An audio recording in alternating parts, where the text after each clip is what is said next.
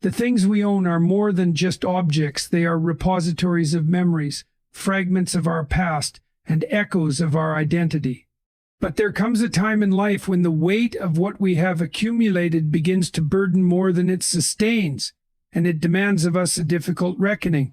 The idea of decluttering is often dressed up as a gentle process of tidying up, but for seniors it is so much more profound. It is a confrontation with time, with mortality, with the essence of who we are and what we leave behind. Decluttering is not an act of weakness or surrender. It is a bold declaration of self-awareness. It demands an unflinching look at what we have held on to and a willingness to ask, does this still serve me? Does this reflect the life I wish to lead now? The truth is, this process can be jarring, even painful, because it peels back the layers of sentimentality to reveal raw realities. There is no way to approach it without courage, for it is not just about reorganizing, it is about reassessing your life, your values, and your priorities. For many, the possessions in our homes are like anchors keeping us steady but also weighing us down. To declutter is to decide which of those anchors you can release so that you might drift closer to freedom.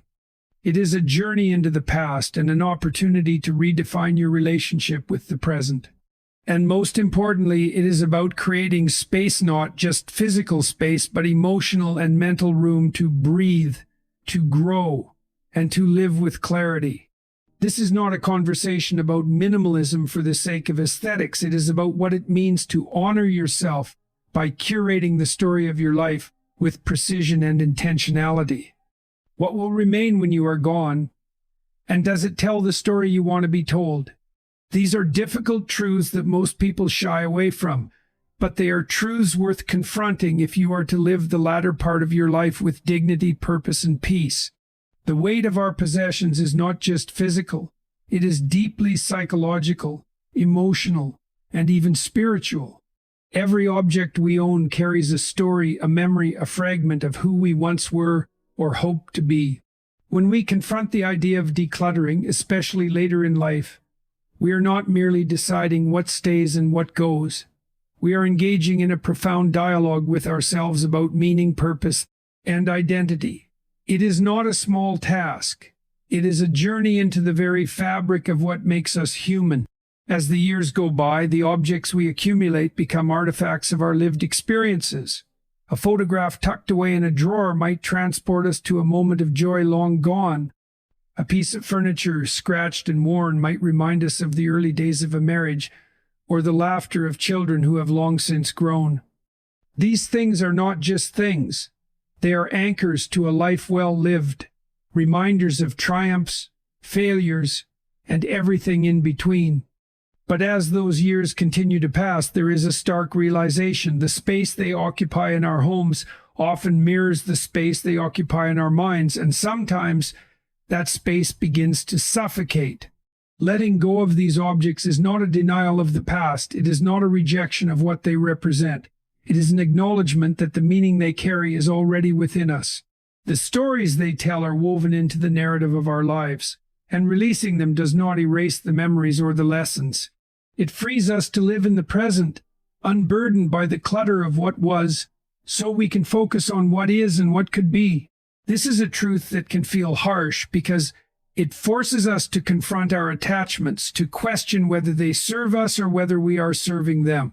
There is something profoundly unsettling about looking at a room filled with possessions and asking, what of this truly matters? It is a question that cuts to the core because it is not just about objects, it is about meaning, priorities, and legacy. It is about deciding what story we want to tell with the space we inhabit and, by extension, the lives we lead. That decision requires courage because it means confronting our own mortality. It means acknowledging that we will not be here forever, and neither will the things we own. This process of decluttering is in many ways a battle between sentimentality and practicality. It is not easy to part with the sweater your child knitted for you decades ago, even if it has long since fallen into disrepair.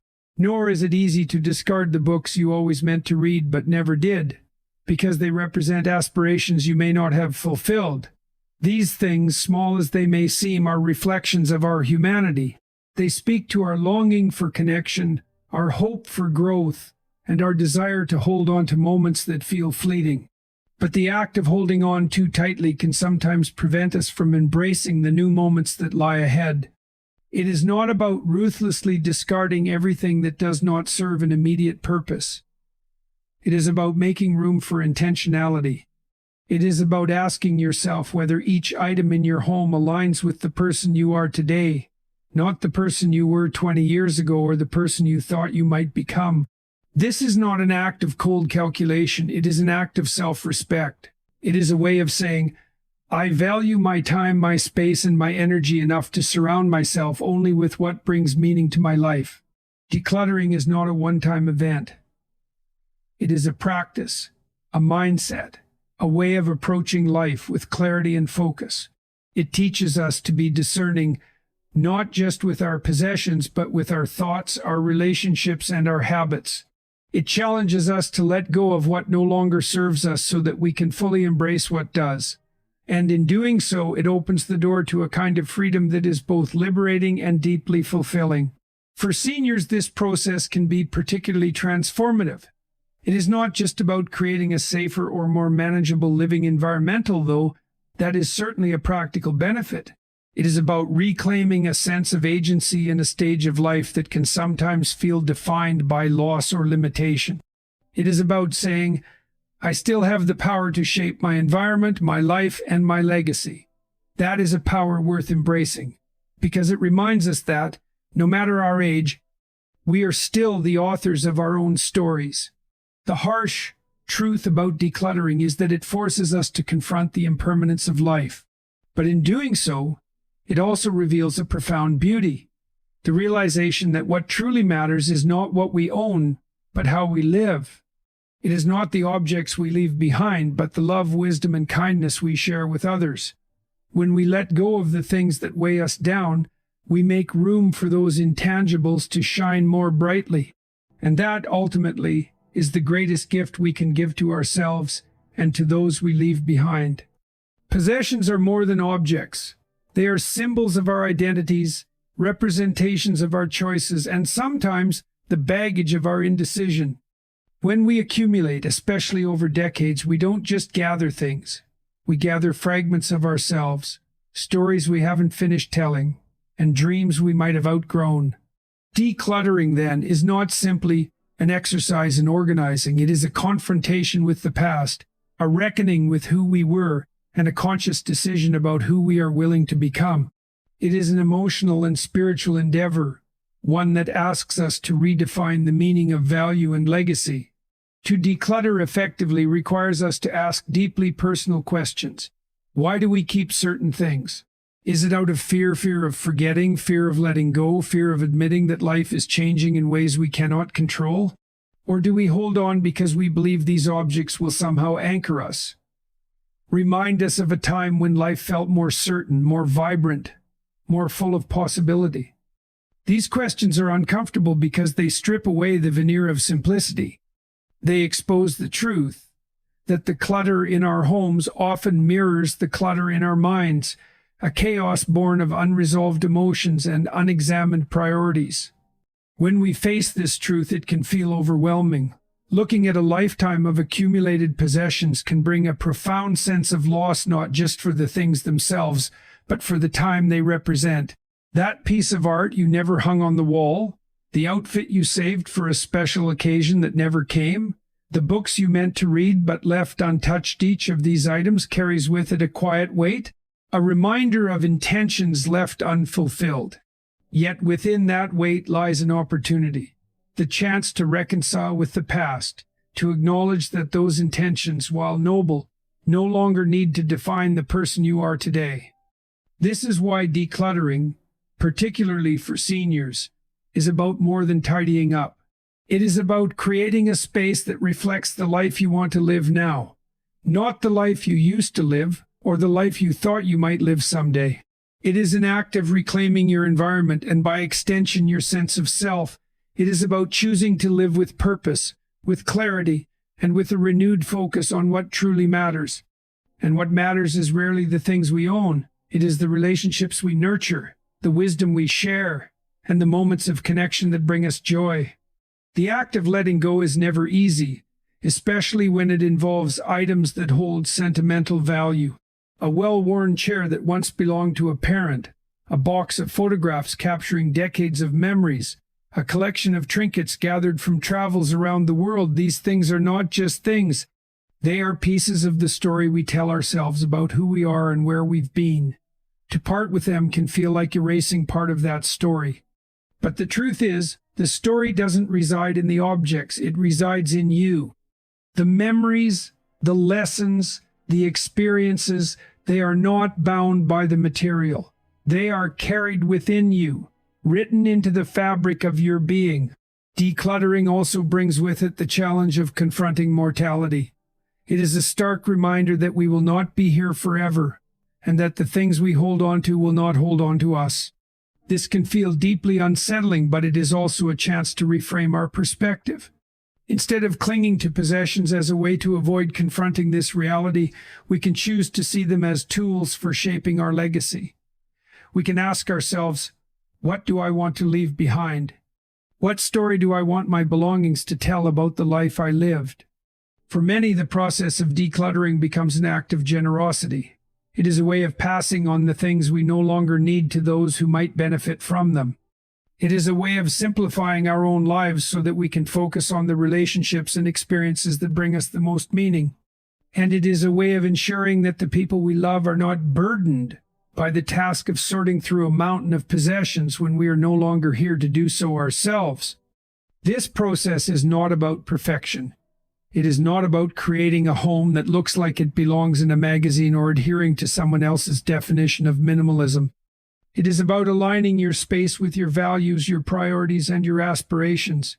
It is about making room for the life you want to live, free from the weight of unnecessary clutter. And in doing so, it is about discovering a sense of freedom and clarity that allows you to focus on what truly matters. Decluttering is not just an act of discarding, it is an act of renewal. It is a way of clearing the path forward, of creating space for growth, and of embracing the possibilities that lie ahead. It is a reminder that we are not defined by what we own, but by how we choose to live. And in making those choices with intention and care, we can create a life that is both meaningful and fulfilling, a life that reflects the best of who we are. The heart of decluttering is not in the action of removing items, but in confronting what those items represent. Every object we own carries with it a story, a memory, or an aspiration. When we let these items accumulate unchecked, we're not just stacking things in our homes, we're stacking layers of unresolved emotions, unfulfilled dreams, and unexamined attachments. Decluttering, then, becomes an act of profound self-reflection, a dialogue with the past, the present, and the future. It's not just about deciding what stays and what goes, it's about asking the deeper questions. Who am I without these things? What purpose do they serve in my life now? And what am I willing to let go of to move forward? The process of decluttering forces us to confront the concept of value. Value is a deeply personal and often misunderstood construct. It's not inherent in the objects themselves, but in the meaning we assign to them. A faded photograph, a worn-out piece of clothing, or an old piece of furniture may hold immense emotional weight because they remind us of people, places, or moments that shaped us.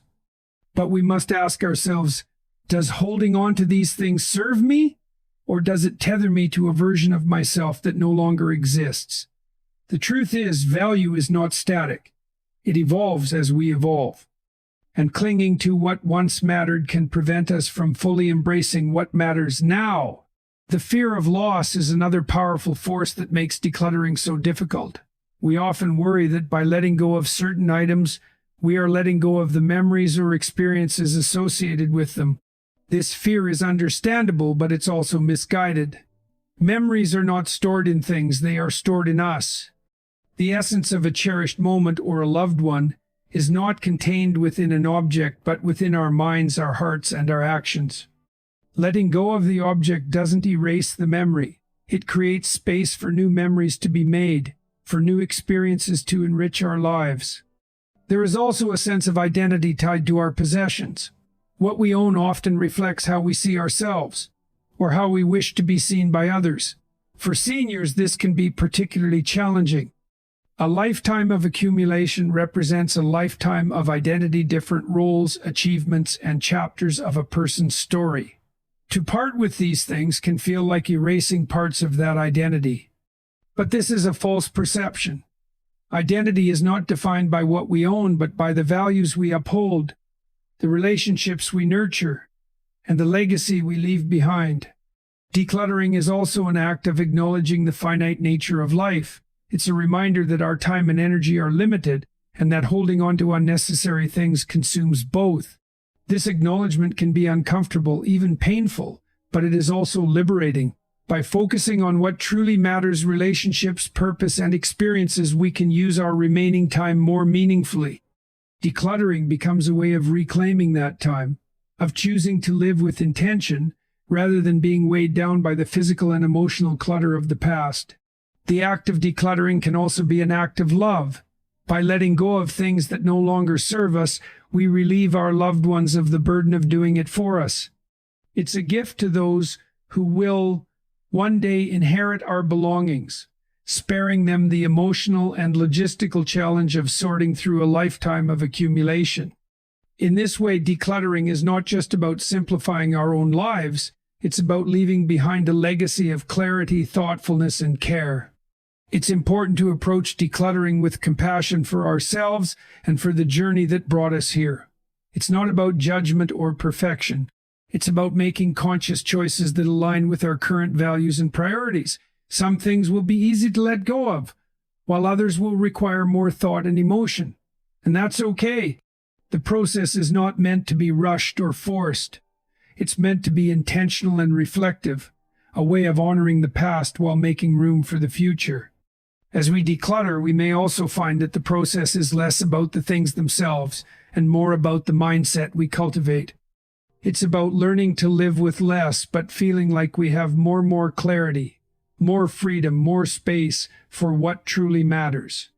It's about recognizing that abundance is not measured by how much we own, but by how fully we live.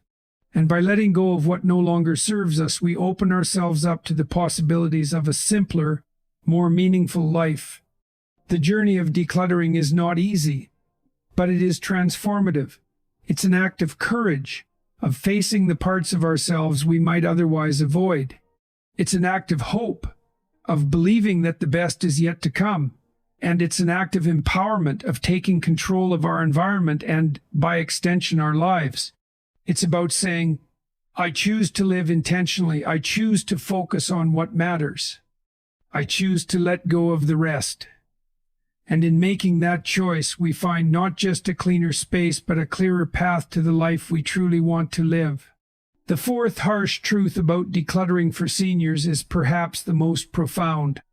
It's not just about physical possessions, it's about emotional reconciliation. Each item we hold on to represents something: an achievement, a relationship, a memory, or even an aspiration we had at one point in our lives. When faced with the task of decluttering, what we're really doing is confronting these representations, deciding what they mean to us now, and acknowledging how they've shaped the people we've become. It's a deeply personal and often painful process because it forces us to engage with the passing of time, the inevitability of change, and the reality of our mortality. The act of decluttering can feel like a betrayal of the past. We fear that by letting go of objects tied to significant moments, we're somehow dishonoring those memories or the people involved in them. But this fear is misplaced. Memories are not housed in objects. They reside in use in our minds, our emotions, and the stories we tell ourselves and others. The value of a memory is not diminished by the absence of a tangible artifact. In fact, releasing the physical item can sometimes deepen our connection to the memory itself, as it forces us to carry it more intentionally within us. Decluttering also requires a willingness to redefine our relationship with identity. Over a lifetime, the things we accumulate come to symbolize who we are. They tell the story of our roles, our accomplishments, and our values. A box of awards might speak to a career well spent, while a collection of books might reflect our intellectual pursuits. Parting with these items can feel like erasing a part of ourselves, but this too is an illusion. Identity is not fixed in objects. It is fluid and continually shaped by the choices we make and the values we live by. Letting go of possessions doesn't diminish who we are. It frees us to redefine ourselves in alignment with the present. One of the most challenging aspects of decluttering for seniors is the overwhelming sense of responsibility. It's not just about deciding what to keep and what to discard. It's about acknowledging the impact of those decisions on others.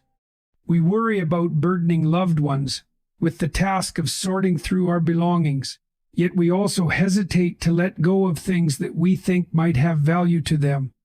This tension can lead to paralysis, where we avoid making any decisions at all, but avoidance only postpones the inevitable. The reality is, by taking responsibility now, we spare others from having to do so later. It is an act of love, a way of leaving behind not just a physical legacy, but a legacy of thoughtfulness and care. The process of decluttering is also an opportunity to confront our relationship with mortality. This is not an easy or comfortable task, but it is an essential one. By letting go of what no longer serves us, we create space not just in our physical environment, but in our minds and hearts for the things that truly matter.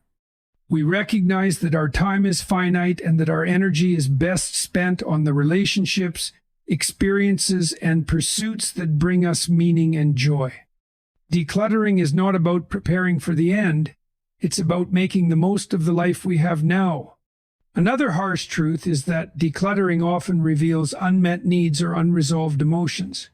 As we sift through our possessions, we may uncover regrets, unfulfilled dreams, or lingering grief. A stack of old letters might remind us of friendships that faded. A closet full of unworn clothes might speak to ambitions we never pursued.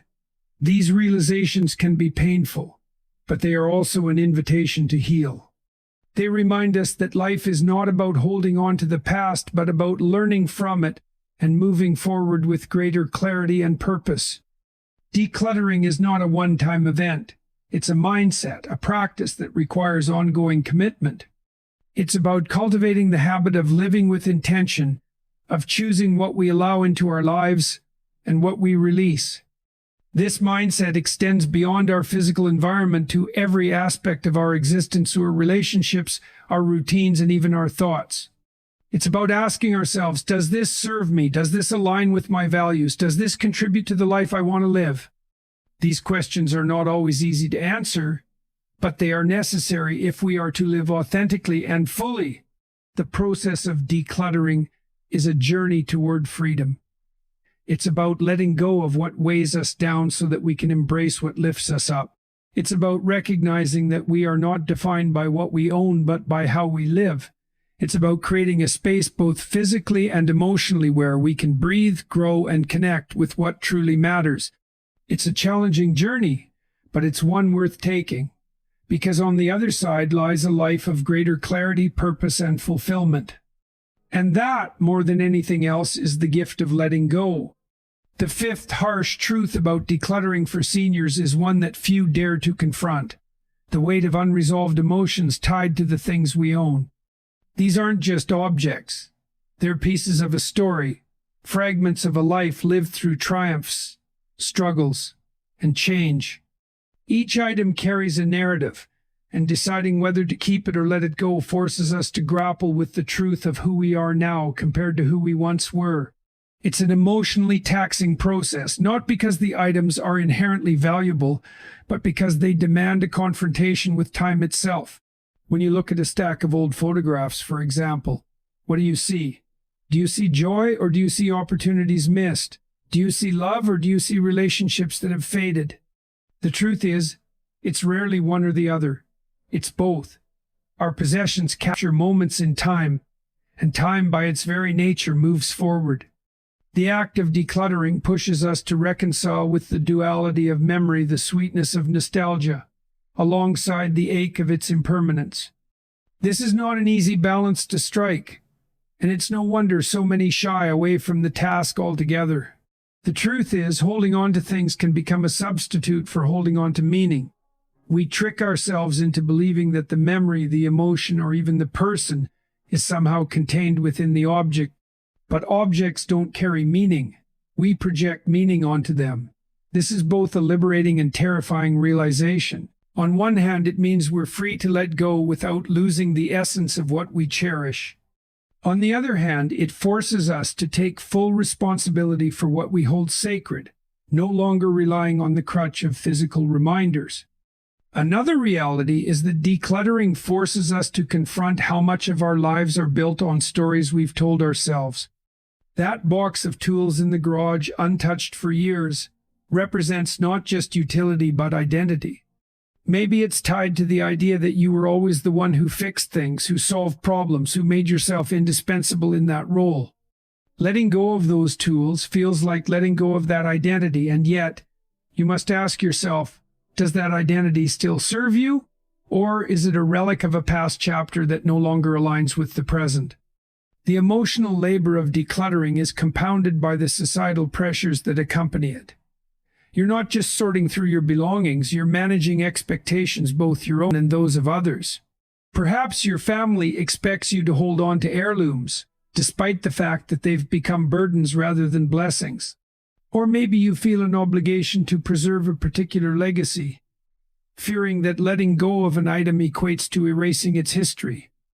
These pressures are real, but they are also obstacles to living a life that reflects your values, rather than the values imposed by others. One of the most painful truths is that decluttering often reveals the gap between who we thought we'd become and who we actually are. The stack of unread books on the shelf might symbolize intellectual aspirations never fully realized. The musical instrument gathering dust in the corner might represent a creative pursuit abandoned along the way. These items serve as mirrors, reflecting both our ambitions and our limitations. But rather than viewing this as a failure, it's an opportunity to embrace humility, to recognize that a life well lived is not one without compromise, but one marked by the courage to adapt. The process is not just about letting go of physical things, it's about learning to let go emotionally and psychologically. It's about finding peace in the realization that you cannot carry everything with you, not in your home, not in your mind, and not in your heart. The things that truly matter, the values you've lived by, and the relationships you've nurtured, these are what remain. They are not contained in objects. They are etched into the very fabric of your being. This realization is at once heartbreaking and liberating. Decluttering is ultimately an act of renewal. It's about creating space not just physically but emotionally and mentally for the life you're living now, rather than the life you lived then. It's a commitment to honor the past without being imprisoned by it, to acknowledge the weight of what was while embracing the possibility of what could be. It's not an easy process, nor should it be. The act of sorting through a lifetime of belongings demands courage, self-reflection, and a willingness to let go of what no longer serves you. But in that letting go, you make room for something far greater: clarity, freedom, and the opportunity to live fully in the present. The sixth harsh truth about decluttering for seniors is that it often unearths a painful reality. The things we accumulate over a lifetime can, paradoxically, weigh us down more than they ever lifted us up. Each object, no matter how small, holds a claim over us, whether it's a claim on our space, our time, or our emotional energy. And when the sheer volume of these possessions begins to overwhelm, it forces us to confront the limits of our control. We like to think we own our things, but in many ways our things own us. This realization can feel deeply unsettling because it challenges one of our most fundamental human desires: to create order out of chaos. Throughout life, we accumulate not just for necessity, but as a way to assert meaning, to shape our environment into something that reflects who we are and what we value. But over time, the accumulation itself can become chaotic. The drawers that won't close, the closets packed to the brim, the rooms that go unused but are still filled with forgotten items, these are not just signs of disorganization. They are reminders of our own vulnerability to excess and the difficulty of letting go. What's more, every item carries with it a decision deferred. That old jacket hanging in the back of the closet, those knickknacks gathering dust on the shelves, they represent choices we didn't make, tasks we didn't complete, and intentions we never fulfilled. Confronting these items forces us to reckon with our own procrastination, our own avoidance, and ultimately our own mortality. It's not just about tidying up, it's about acknowledging the finite nature of time and the impossibility of doing everything or holding on to everything forever. Decluttering in later years is especially poignant because it often coincides with a shift in priorities. As we age, the focus naturally moves away from accumulating more to preserving what truly matters. But identifying what matters is no simple task. It requires a willingness to question long-held beliefs about value and identity. Is the collection of antique furniture really a reflection of who you are, or is it a relic of who you thought you needed to be? Are the stacks of old letters and photographs preserving meaningful memories, or are they simply taking up space that could be better used for something else like peace of mind? For many, the process is fraught with guilt. We feel guilty about letting go of gifts given by loved ones, even if we never truly wanted or needed them. We feel guilty about discarding things that were once expensive, as though the act of getting rid of them somehow diminishes their worth. And we feel guilty about abandoning the idealized versions of ourselves tied to these possessions: the athlete who no longer runs, the musician who no longer plays, the host who no longer throws lavish dinner parties.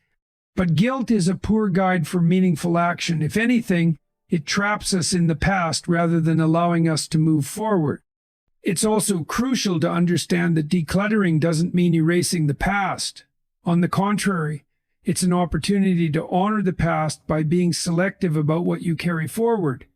This isn't about reducing your life to a minimalist ideal. It's about curating your environment to reflect the person you are now, not the person you were 20 or 30 years ago. It's about choosing to keep the items that truly resonate with your values and letting go of the rest, not out of disrespect for the past, but out of respect for the present. And make no mistake, this process is deeply personal. No one else can decide for you what stays and what goes, because no one else knows the stories, the meanings, or the emotions tied to your belongings. But that also means you have to bear the responsibility of those decisions. It's a weighty task, but it's also an empowering one. You get to reclaim your space, your time, and your energy.